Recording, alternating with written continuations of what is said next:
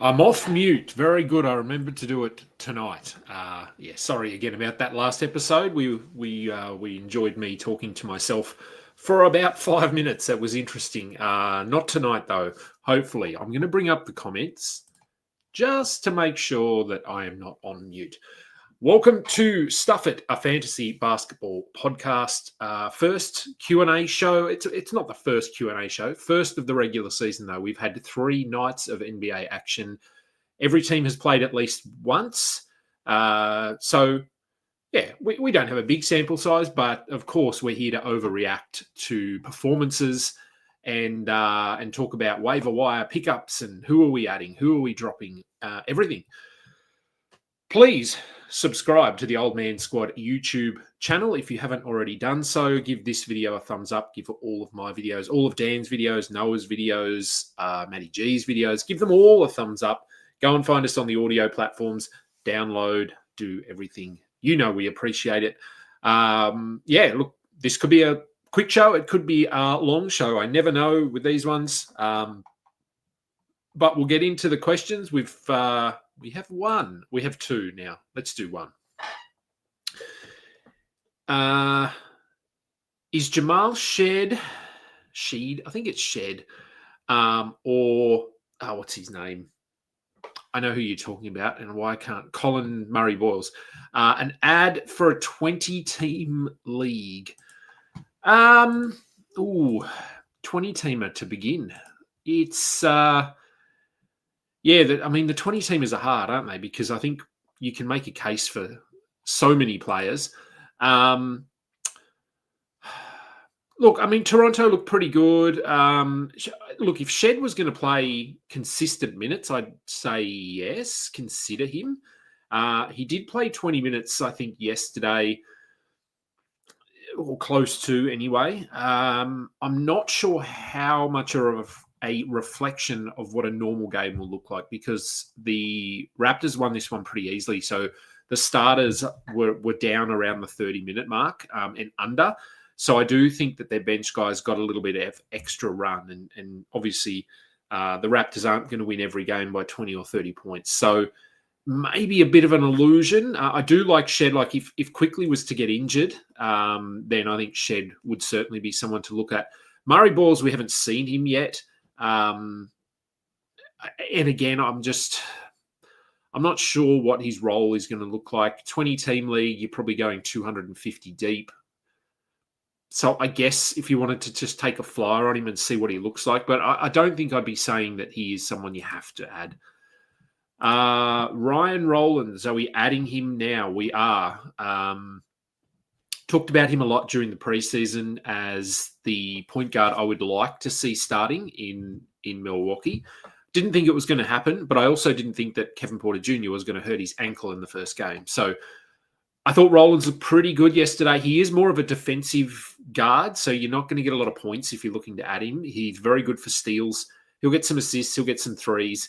So I would say he is. And yes, I would add him over Cole Anthony.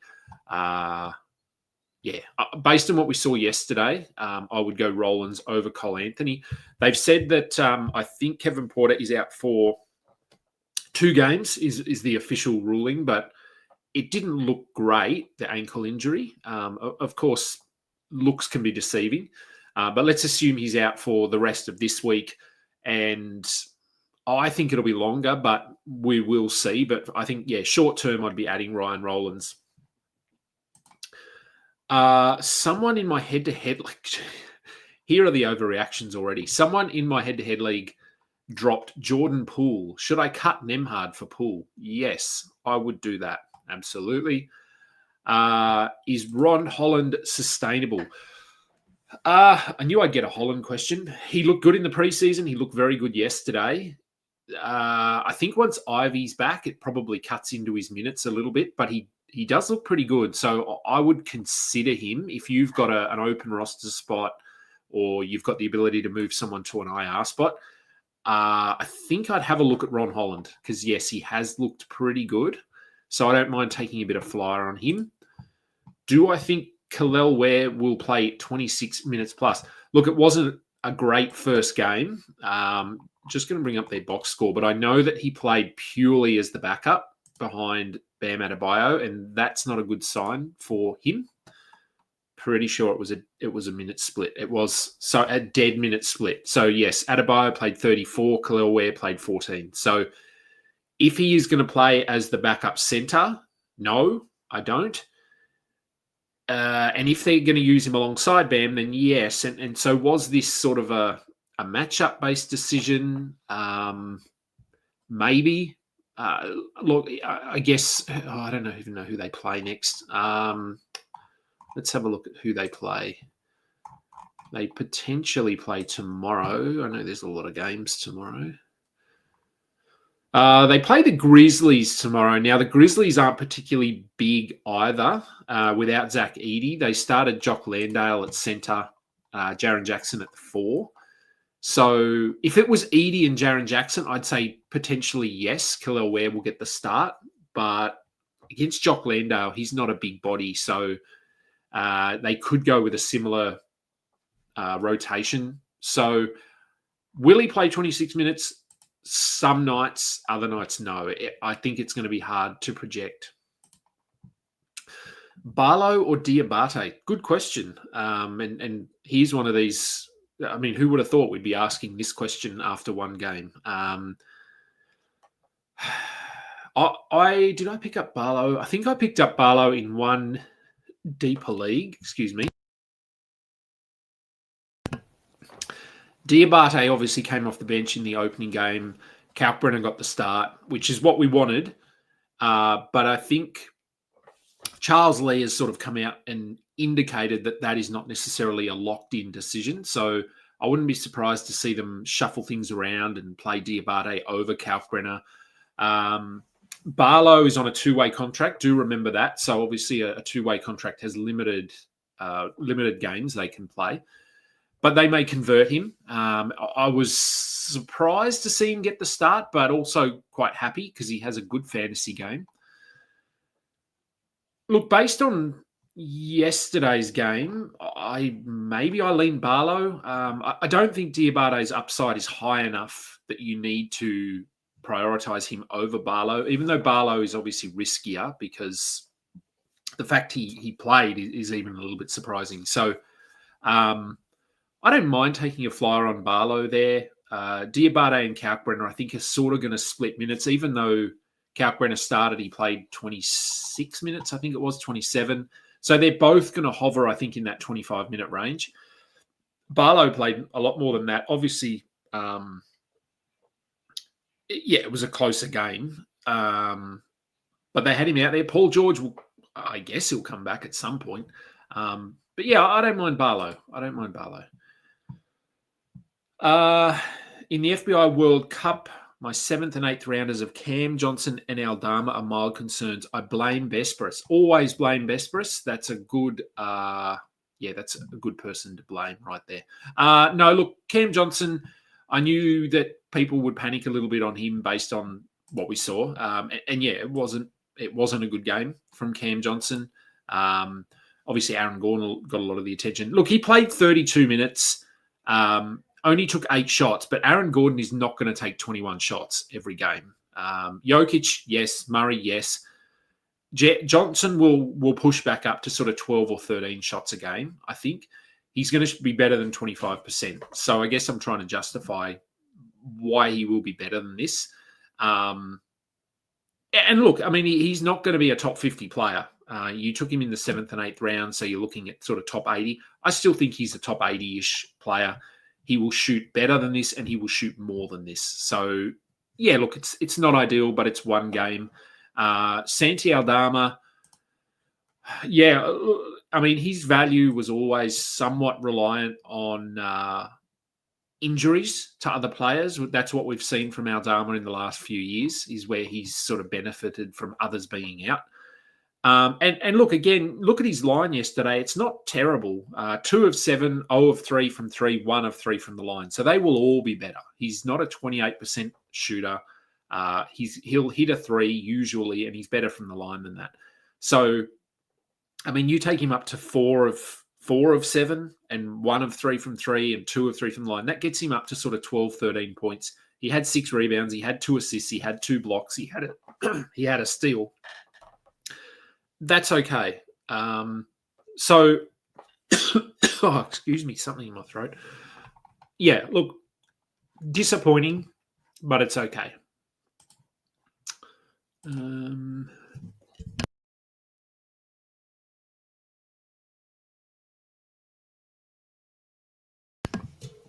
I swear my voice goes every time I jump on this show. It's been fine all day. Are we seeing another significant spike in efficiency scoring across the league, or will this level out?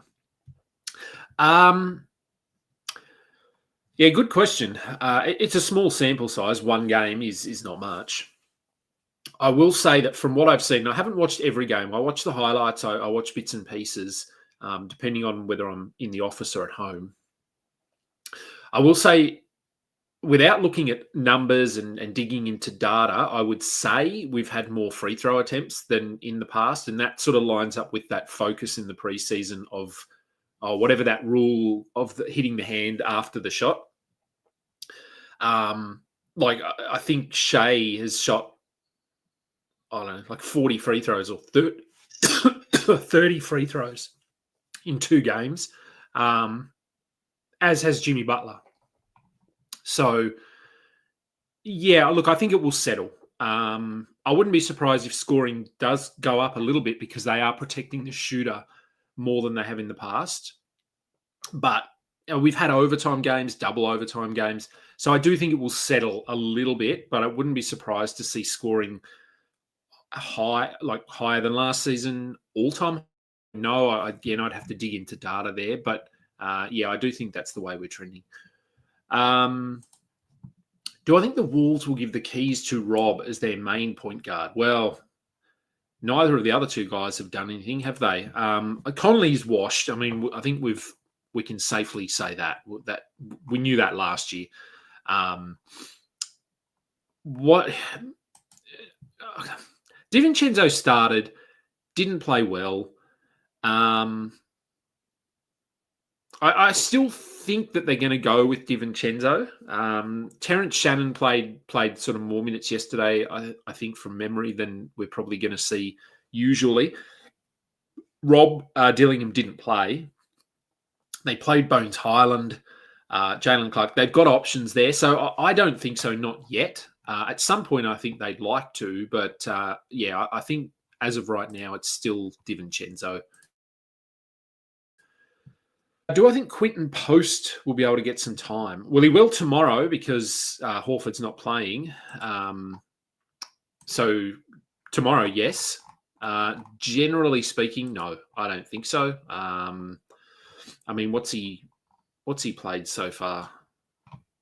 I'd have to look him up. Hang on. Let's see if I've got him here. So through 2 games, what's he played? 16 minutes. Oh no, that's not right. Sorry, I'm looking at the wrong tab there. I thought that sounded like a bit too much. Okay, where are we? 6.5 minutes, yeah. So barely playing. Look, we liked him last season towards the end of the campaign. He looked good. He sort of gave them that floor spacing that they were looking for. But Horford does that now. So I would say for tomorrow, he's worth a look. But do remember there are a lot of teams playing tomorrow. So do I think he'll get some time? Generally speaking, not enough to make him relevant. 12-team 9-cat for tomorrow. Start Kamara or Mark Williams? Kamara's going to play 30 plus. Mark Williams is probably going to play 24 to 25. So safety, I'd go Kamara. Mark Williams is better per minute. So yeah, and I'd Kamara for steals. I'd go Kamara if you're looking for your steals category. Obviously, big man, rebounds, blocks, field goal percentage. You go for Mark Williams. So Kamara would be safer, but again, on a day when you've probably got a full roster, which I assume you do, and that's why you're deciding between these 2 guys, it's not going to be a huge difference. Like, I don't think one of them is going to come out and blow the other one out of the water. Can I help rank these waiver wire guys? Had a flop with Ajax. Yes, that he was a flop. Grayson Allen, Trey Jones, Filipowski, Diabate, or stashing Hunter in my IL spot. I mean, of those, what do you got there? 4 names. Well, 5 if you include Hunter. Of those names, I'd go Trey Jones, at least for now, because Kobe White is out for a couple of weeks. Trey Jones looked really good. And finished last season really well. So yeah, I think he's out to prove that he should be a key piece of this rotation. Grayson Allen is Grayson Allen. You'll get some threes. You might get a steal. Filipowski started yesterday, which was interesting. I didn't see that one coming. So he's certainly someone to consider. I'd have Diabate probably at the bottom of that list. And obviously, depending on what stats you're looking at, because Grayson Allen, Trey Jones are going to get you those guard stats. Filipowski, Diabate are going to get you the big man stats, and Hunter is going to get points only. So figure out what you're looking for. I like Trey Jones. Hunter's role is very secure, though, as is Grayson Allen. So both of those guys are going to get you sort of 15 points-ish with a couple of threes. Grayson Allen over Klay Thompson rest of season? Yeah, I think so. Clay's pretty washed at this point.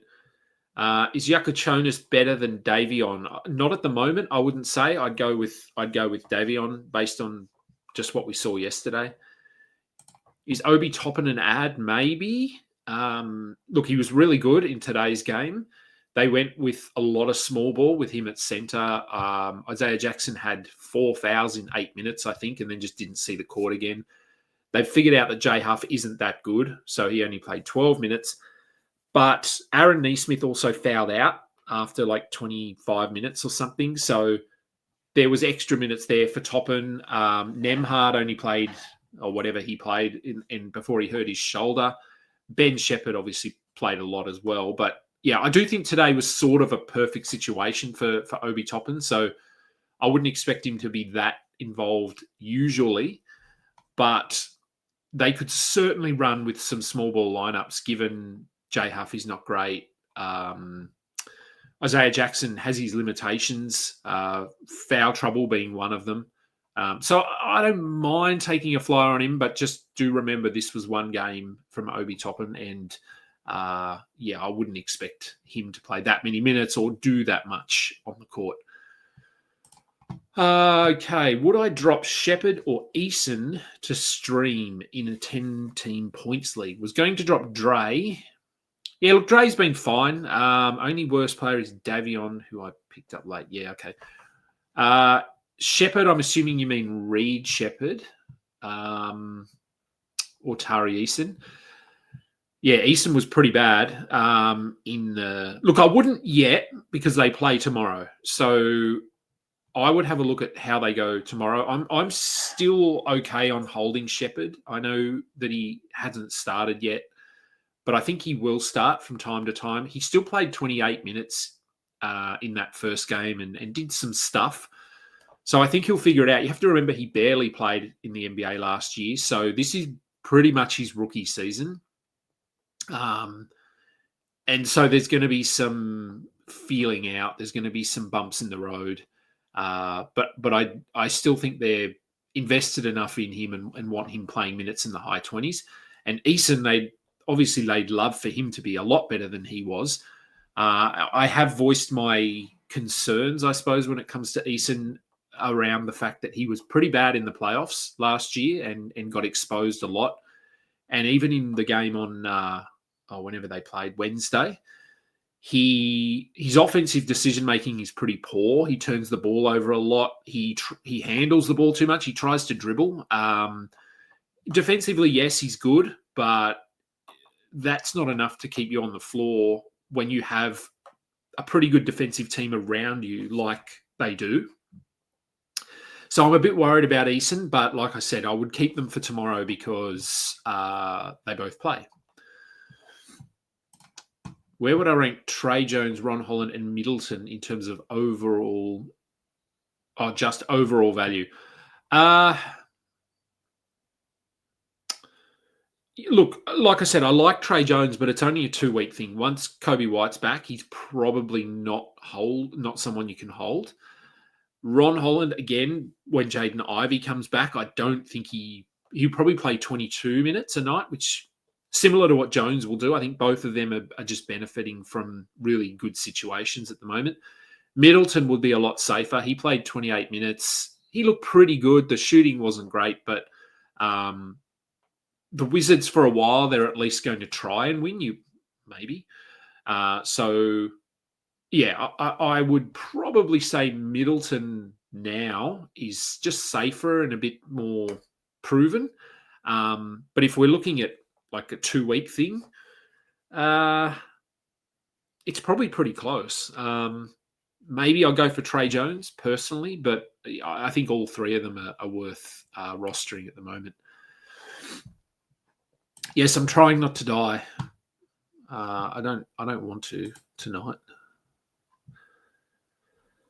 Follow on about Khalil Ware. How long of a rope do we give him? Look, I generally try to give guys a week. So that's 2 to 3 games.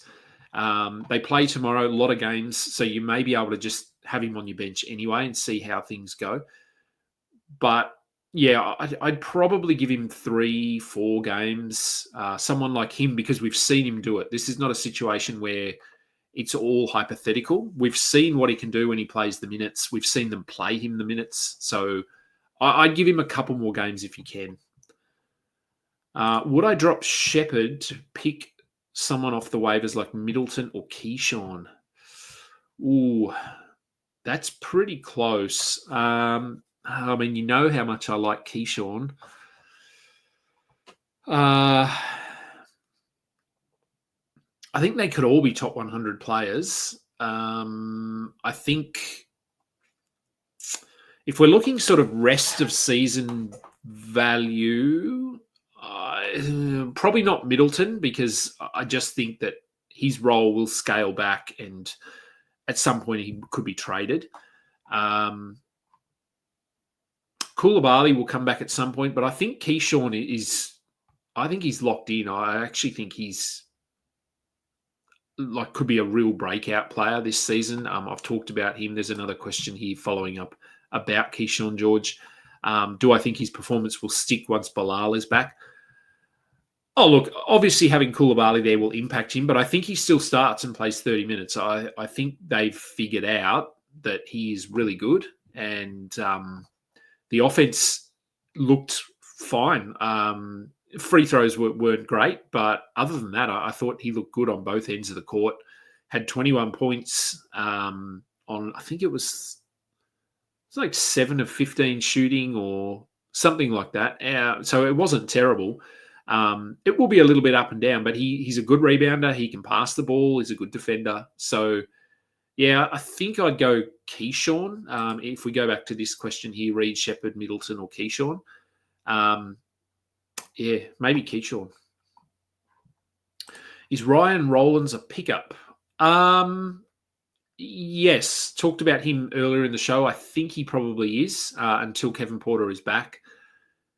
I think he's probably going to start. He was first guard off the bench yesterday, so if we're just sort of basing it on what we saw in that one game, I think Rollins probably starts and plays 30 minutes. I did mention, though, a lot of his value comes from steals. So he's not going to get you a ton of points. If you're looking for points, Cole Anthony would be a slightly better option. But in saying that, we've seen Cole Anthony play 28 minutes a night in Orlando and be very inconsistent. Is Obi topping an ad? We did that. I said, is that the same? Oh, yeah, maybe the same guy. I don't know. I said maybe. I said best case scenario was today. Are we worrying about Cam Johnson? Not yet. No, talked about him earlier as well. The minutes were there. Aaron Gordon was just having like the best game of his life. So yeah, don't worry too much just yet. Cason Wallace is on the waiver wire. Do I expect him to have good value? Yes, I do. Yeah, if he's on the waiver wire, there's probably someone on your roster you could drop to pick up Wallace. Yes, so I think obviously having Jalen Williams will cut into his opportunities a bit, but I think Cason Wallace is going to start. I think he's going to play 30 minutes, and he's a very good defender, as we saw in that first game. Dante was dropped in my 10-team league, in a points league. Would I pick him up, and what is his ceiling? I remember him being really good before his foot injury. What's his ceiling? Depends what version of him we're going to get. In a 10-team league, I think he's borderline. I don't think I'd be rushing to add him. You can probably stream his value. Like, I don't think he's a top 100 player in a points league. Should I drop Hauser for Ben Shepherd? Well, if Neesmith and or Nemhard miss time, you could give Shepherd a look. But if they're both back in the next game, we haven't really had any word on what the specific injury is for Nemhard other than a shoulder. And why did I say Neesmith? He just fouled out. So Neesmith will play. Nemhard, yeah, look, if he's out, then you could have a look at Shepherd. But I'd still go Hauser, I think, there. He's starting. He didn't play a lot of minutes yesterday. His time on the court will be reliant on his shot. So when his shot is falling, he'll play more, as we see with a lot of these perimeter guys. So I think I'd still stick with Hauser there. Thoughts on Naz Reid? I'm not a big Naz Reid guy anyway. He's fine to roster, but I mean, as long as they're healthy, he's worth rostering, but he's not a top 100 player, I don't think. He's pretty limited just in terms of what he does. He scores, he hits threes, which is nice for a center, but he doesn't get a lot of defensive stuff. Obviously, if Gobert was to be injured or something like that. But they also have Berenger there now, who is someone I think they want to develop. So, yeah, I'm not super high on Reid. He's still worth rostering, but he would need an injury, I think, to really put up significant value. Okay, what do we got? Oh, that was the case in Wallace. We've had that one. Is Messi a hold? Now, he got injured yesterday, didn't he? Have we got any word on him? He's questionable for tomorrow. Yeah, look, I probably would say no. I don't think you have to hold him, especially if he's injured. If he's injured, I would be fine moving on from him. Derek Queen returned from his injury a lot quicker. Wasn't great, but the fact that they have him there, they'll also have Looney coming back at some point. Zion is there. So I just don't think there's enough upside for Messi unless he's playing 28, 30 minutes, but I just don't think he's going to.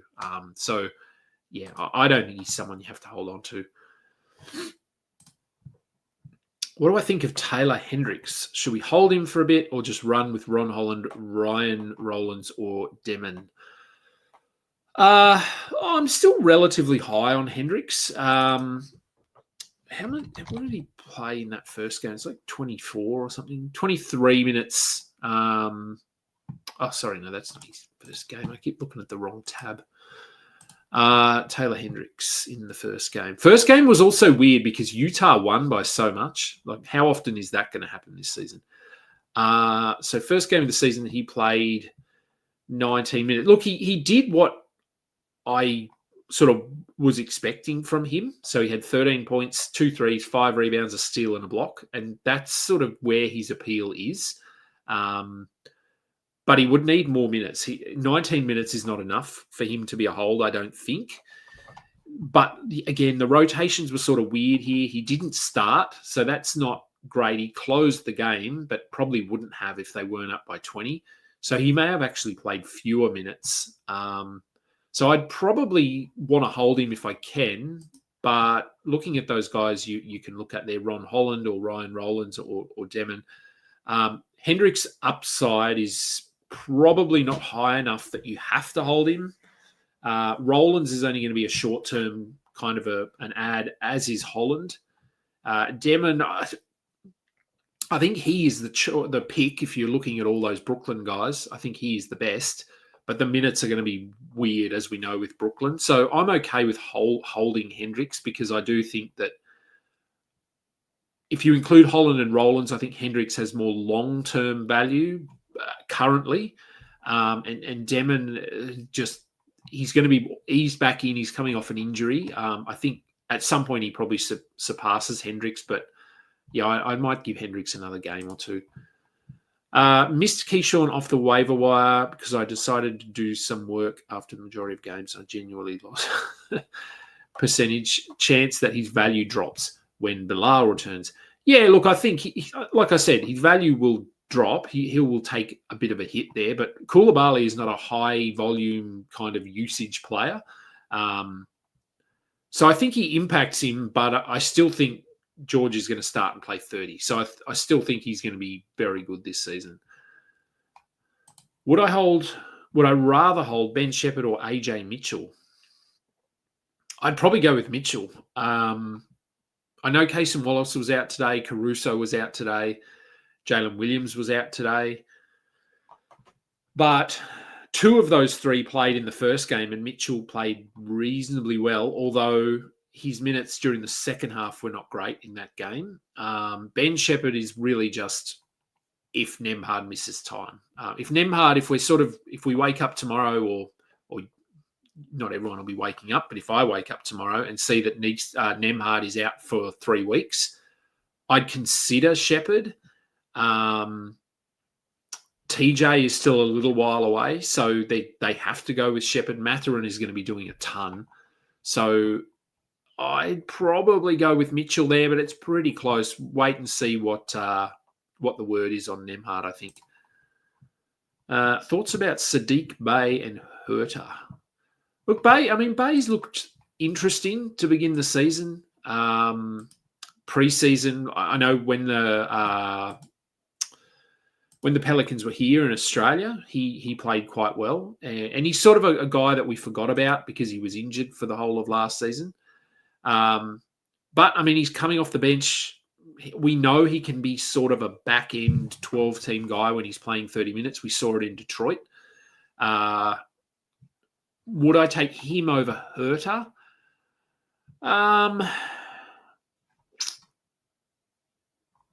Just looking at their rotation there. Yeah, look, maybe. He is pretty clearly their sixth man at the moment. Fears has looked pretty good, but they're not going to sort of push him too hard. So Bey, Bey's looked pretty good. Herter is Herter, isn't he? Like, we've seen him play starters minutes and not be a 12-team guy. He was good in their first game, but I think either or, like, they're quite similar. Maybe you just take a little bit of a flyer on Bey. I think Bey probably has a slightly clearer path to minutes because the Bulls do have Kobe White to come back, and he is a 33, 34-minute a night player. And I think they're going to play Trey Jones over Herter, for example. So, yeah, I might go with Bey. Should I drop Cam Johnson for Cason Wallace or speculative Ron Holland breakout ad in a points league? No, I think I'd still be holding Cam Johnson there. You know that I love some defensive stats. I do. What are the chances Ryan Dunn becomes one of those? He got a chance. Phoenix, I know they won yesterday, but it wasn't an impressive win by any means. Yeah, look, Ryan, I think they want Ryan Dunn to be that guy for them. His shooting is terrible, so as long as you're ignoring percentages completely, I think he had 3 blocks yesterday and maybe a steal. I don't remember. So, yeah, look, the minutes are going to be a bit weird because they've got Mark Williams coming off the bench at the moment. But once he's back starting, I think Dunn will settle in a sort of a 28 to 30-minute role. And yeah, I think they would love for him to be that guy. So I think he's going to have every opportunity to do that. Should I hold Ajax and Huff this week or take Jovic? If I was holding one of those, it would be Ajax. I wouldn't be holding J Huff. Jovic, yeah, I mean, a little bit stat dependent. Isaiah Jackson is obviously a defensive sort of blocks, rebounds, center kind of guy. Jovic is a bit more across the board. Jovic also has a guaranteed role on this team. So I'd take Jovic if I was picking out of those three, assuming you're not focused on one particular stat. But if you're looking at dropping one of those two players, it would be Huff. Follow up to earlier, I can drop Messi and get Hendricks. Should I run? Yes, I would do that. Or Ben Shepherd. No, I'd take Hendricks, I think. Stream Goga or Eubanks tomorrow? Ooh. I think Sabonis is... Oh, Eubanks doesn't even play for the... Oh, does he play for the Kings now? Show you how much I care about Drew Eubanks. Yeah, he does, yeah. I think Sabonis is questionable. Of course he is, because they're going to rush him back from a hamstring injury. It's very Sacramento.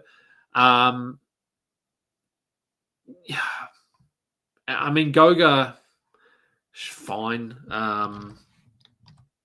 Wendell's been pretty good as well, I guess.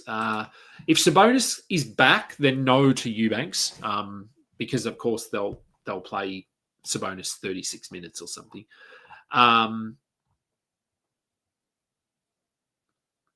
So I think probably Goga is a bit safer because he'll play 15, 18 minutes anyway. So his role isn't really reliant on anything at the moment. Where I think if Sabonis is back, Eubanks, yeah, he'll be pretty limited. So I'd probably slightly go Goga, but do have a look. I mean, who's on your waiver wire? Like another name might be, depends on your league, but Isaiah Stewart might be there. He's good for rebounds and blocks. Stephen Adams is starting again tomorrow. He's not as good for blocks, but very good for rebounds. So he might be someone else to keep an eye on. Trying to get some threes. Who should I add? I'm thinking about AJ Green, Gary Trent, Middleton, or Grayson Allen. There's a collection of players. I'd probably go with Middleton, Allen, and Trent. Yeah, take your pick. Could be either of those guys. Very good observation. The dribble handoff is very popular. I coach basketball. That's all the kids want to do. They just want to do dribble handoffs. Like, you do understand how easy it is to predict. Obviously, at an elite level, it's not stopped as much. But yeah, at a lower sort of kids level, once people know you're just doing a dribble handoff, they'll just sit on your pocket and steal the ball. So yeah, it is a little bit frustrating, all of the dribble handoffs. But welcome to 2025. All right, we are done. So that wasn't too bad. 40 minutes tonight. Just see if any more questions come in, but no, hopefully we're done. So I do have a bit of a schedule for anyone that cares. I wrote it down because I am terrible at remembering and I need to know what I'm doing. So schedule for this season, and I will get something up on Twitter. I'm just trying to confirm with a couple of people. So US time, do I want to do, or Saturday? Anyway, I'll be doing a daily wrap of the Friday and the Saturday games because Dan Vespris won't be. So they should be out early the next day. So early Saturday morning, early Sunday morning in the US. I will be doing a waiver wire show, which will come out Tuesday mornings, I believe, in the US. This mailbag show will usually be on a Wednesday night, my time. So like 48 hours ago is when it will normally be. But that could chop and change. It could change between Wednesday and Friday, depending what I have on. Friday mornings, my time, which is Thursday afternoon in the US. Josh Lloyd and I will be doing a live mailbag show once a week or once a fortnight. I'm not sure. And I will also be recording a show with Dan Vespris every couple of weeks that same time, but it won't be live, so it'll come out later.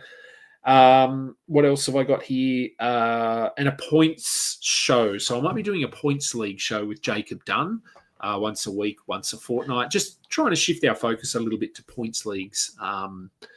So that's all the stuff we'll be doing, which is 1, 2, 3, 4, 5, like 6 shows. Also doing the Wednesday show, which I don't know when they release it. Probably Wednesday morning in the US. Co-hosting the show with the Insight Fantasy team. All right, we have had a couple of more questions come in, and then I'll get out of here. Other than Goga and Eubanks, Dayron and Hendricks are there also. Dayron's in that same bucket, 18 minutes. He can do stuff in 18 minutes. Hendricks, I guess, is probably in that as well. I mean, he only played 18 minutes. So time-wise, if Sabonis is out, Eubanks might be the way to go.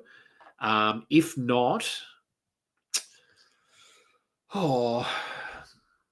personally, I'd probably go with Dayron or Hendricks. Don't know which one. They're both pretty good. Maybe Dayron has slightly higher per minute upside than Hendricks, but I think both of those guys I'd have over Goga and Eubanks. Dyson or Pritchard worth picking up in a 6-team points league. Wow, 6 teams. So what are you going there? Top 90? In a points league, Pritchard probably, yes. Dyson, probably borderline in a points league. But Pritchard, yeah, I think he could be a top 50 player in points formats. Start Cater or Eason tomorrow? Eason was pretty bad, wasn't he?